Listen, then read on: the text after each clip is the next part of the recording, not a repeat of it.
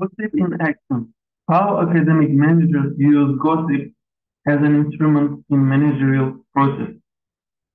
I am Assistant Professor Abdullah KIRAY from Çanakkale 18 Mart University, and I prepared this paper with Professor Oktay KOÇ from University of Health Science.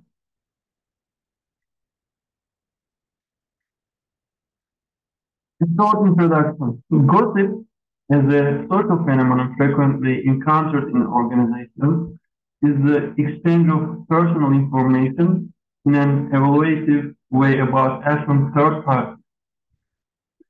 According to this definition, beyond general acceptance, gossip does not have to be negative. And again, according to the definition, gossip is an action that can only be carried out in the absence of the person being gossiped about. Another aspect of gossip that concerns this study is dissemination of information. Although this dissemination is a situation that not only the gossip person but also people in general do not want. Gossip spreads very quickly in organizations, and it can even be claimed that some employees seek it out. Gossiping is one of the most pervasive activities within organizations, yet rarely does it receive serious attention by organizational theory. The general moral ambiguity towards gossip and the instrumental uncertainties it entails call for serious socio-cognitive and psychophysiological explanations of how gossip is produced, perceived, processed, and used. In fact, gossip has received attention in relation to its role for individuals and for groups. Yet an interesting paradox of gossip is that it is ubiquitous, though there are numerous social sanctions against it, and academic organizations are not immune. Studies show that gossip is also encountered in academic organizations. In this sense, according to the results of Bektaş study, academics who declared that they were affected by gossip in various ways stated that the gossip and rumor network circulated in the corridors of the organization in the units where they worked. Altuntaş et al. Conducted a study on gossip with nurse, doctor, and dentist academics. According to the findings of this research, academics stated that they gossip about their working conditions and that they mostly gossip because they are angry and share it with their friends face to face. On the other hand, Leblebici and his colleagues in the conclusion of their research on gossip in academic organizations, they argued that there is no strong acceptance of the instrumentality of gossip in individual and organizational aspects. On the contrary, the current study, based on a research conducted especially with academic administrators, shows that gossip is used as a remarkable managerial tool in academic organizations. Furthermore, based on qualitative methods, it differs from the literature in that it reveals different findings. For literature review, gossip is a specific manner can be defined as a way of talking, written or spoken text, that enables the communication of emotions, opinions, beliefs, and attitudes about the experience of work and organizational life. The commonly accepted understanding about gossip is that gossip is idle talk, title, malicious tales, scandal, and rumor. The term gossip often carries with it negative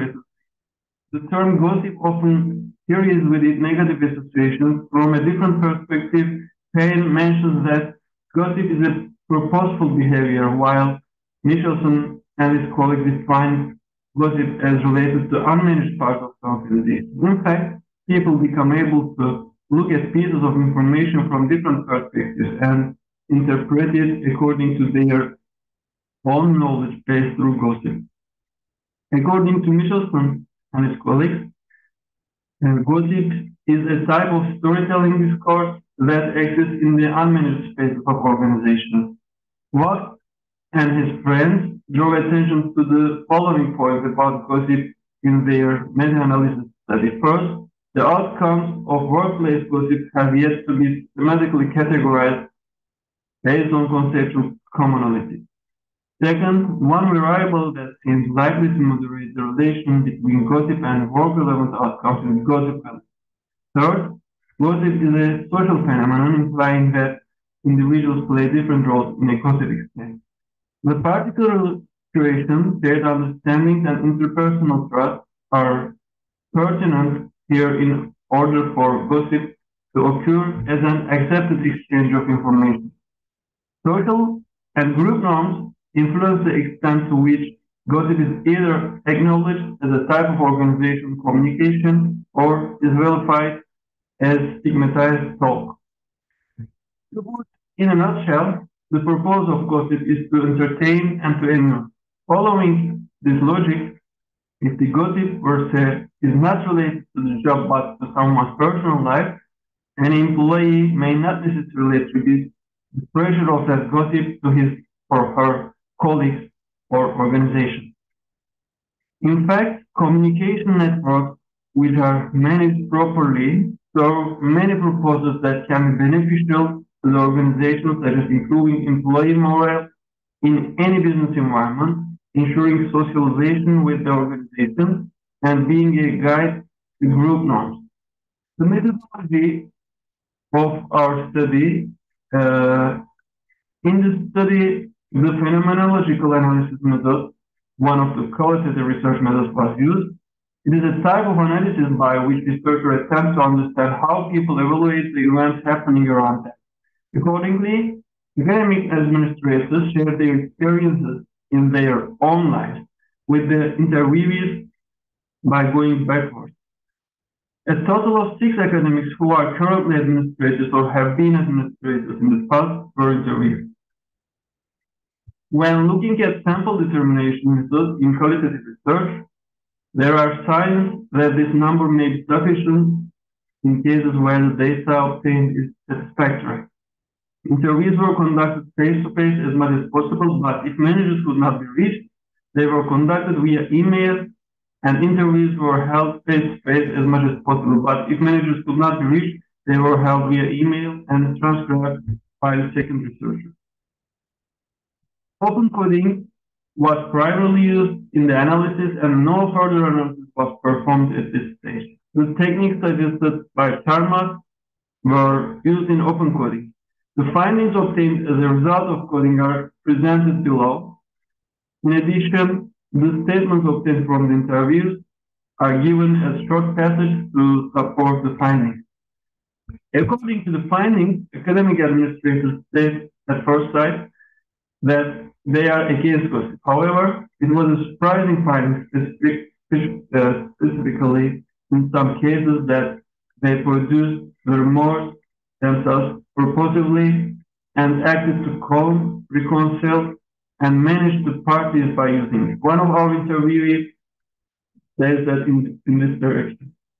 Unfortunately, if there is no transparent management approach and practices based on competence and merit, the manager has to use some excuses, even if they are artificial and invalid, such as rumor or gossip.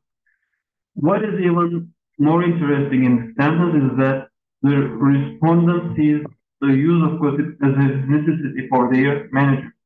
Moreover, another interviewee more interestingly stated that managers tend to use gossip if the subject of the gossip is someone they do not like. This is important as it shows that managers act selectively or purposefully in some situations. In this sense, one interviewee said that such a situation arises because managers cannot separate their own characters from management work. One interviewee even suggested that managers enjoy listening to gossip. Another interviewee explained shortly the reason and process of using gossip as a managerial tool as such. The manager plans to create rumors about a friend of ours whom he wanted to fire, but could not do it in a massive scale and spread rumors through the security guard, saying that either she could leave or I would fire her based on the rumors. This means that managers can deliberately produce gossip for their own purposes and spread it by instrumentalizing other persons. However, Lebrevigi and his colleagues mentioned that gossip does not have an instrumental role. Contrary to this, the findings of this research define an instrumental role. On the other hand, more abstract instruments such as gossip are not mentioned in studies or managerial. To the conclusion of this study, the issue of how and why academic administrators use gossip as a managerial tool has not yet attracted the attention of researchers. However, due to the characteristics of academic organizations, this problem seems quite important. According to the results obtained from the study, academic administrators can purposefully create gossip and use it as a managerial tool that has not been defined before. Additionally, they can also spread the gossip within the organization by using organizational resources such as cartooning. By doing so, they attempt to manage organizational issues easily and for their own sake. Thank you very much.